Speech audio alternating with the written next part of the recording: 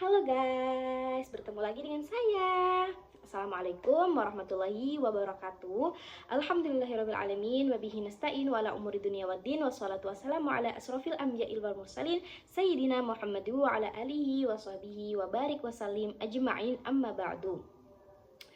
Yang terhormat Bapak Profesor Haris Supratno selaku Rektor dari Universitas Hasyim Asy'ari, dan tak lupa Bapak Hanifuddin sebagai dosen pengampu mata kuliah media pembelajaran, dan tak lupa teman-teman saya yang saya cintai.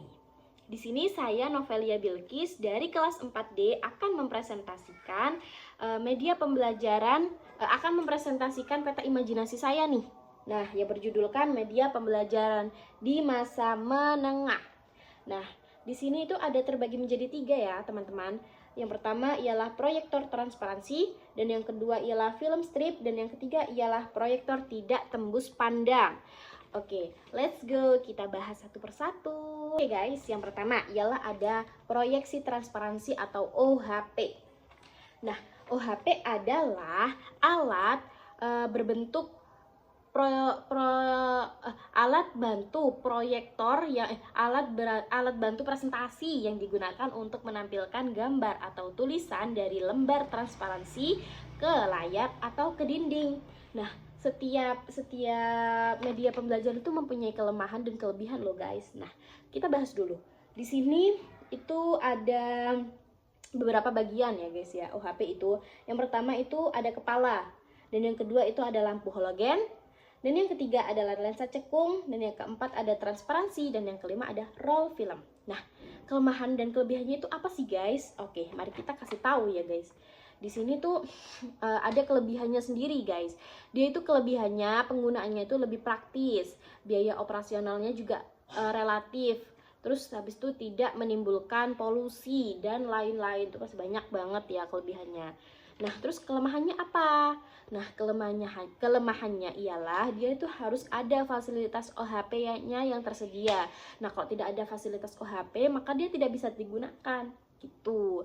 Terus yang kedua itu harus memiliki teknik khusus, karena dia itu kan susah ya guys cara penggunaannya. Jadinya dia itu harus ada penanganan khusus, kayak setiap gambar kita harus ada yang bisa ini kan teknik khusus gitu. Terus habis itu listrik terus listriknya juga harus tersedia guys, makanya itu dia itu kelemahannya begitu.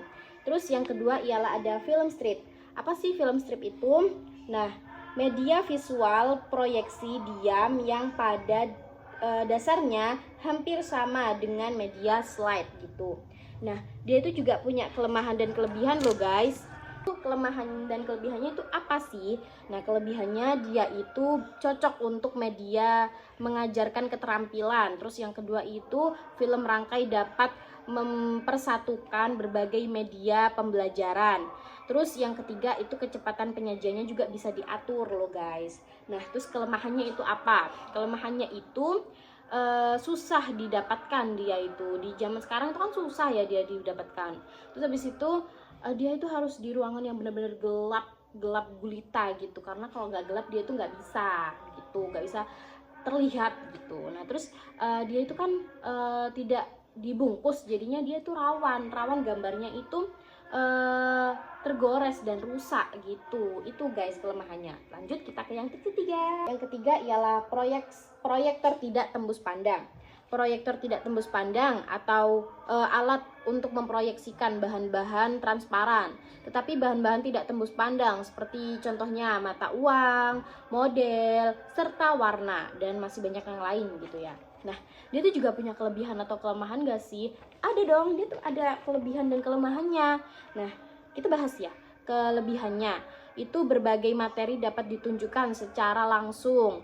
Terus habis itu dapat dipakai secara berulang-ulang. Habis itu perangkat lunaknya itu tidak membutuhkan biaya yang banyak. Jadi kan enak ya guys ya. Nah, terus habis itu kelemahannya apa sih gitu kan? Dia juga punya kelemahan gini-gini guys. Nah, kelemahannya itu apa? Dia itu harus di ruangan gelap. Kalau dia nggak di ruangan gelap tuh nggak kelihatan guys. Terus materi yang ditampilkan berkali-kali itu dia bisa cepet rusak guys. jadinya itu kelemahannya. Terus habis itu ada lagi nggak? Nah, dia itu apa ya, dia tuh ada lagi kok guys.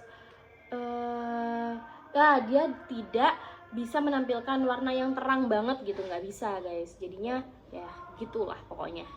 Oke, sekian dari presentasi saya ya. Mungkin saya ada salah ucap, salah perkataan, atau nggak jelas ya penjelasan dari saya pribadi Novelia Bilkis meminta maaf ya, apabila ada kekurangannya tolong dikoreksi, karena saya juga manusia biasa bukan nabi ya. Terus habis itu semoga, saya harap dari video saya dapat diambil baiknya dan mungkin bisa membantu yang nonton ini untuk bisa memahami lebih dalam lagi gitu. Oke guys, terima kasih dari saya. Jangan lupa like, comment, and subscribe. Nanti kita akan mungkin masih banyak lagi video-video pembelajaran yang saya akan bahas ya. Jadi terima kasih. Wassalamualaikum warahmatullahi wabarakatuh. Bye bye. See you.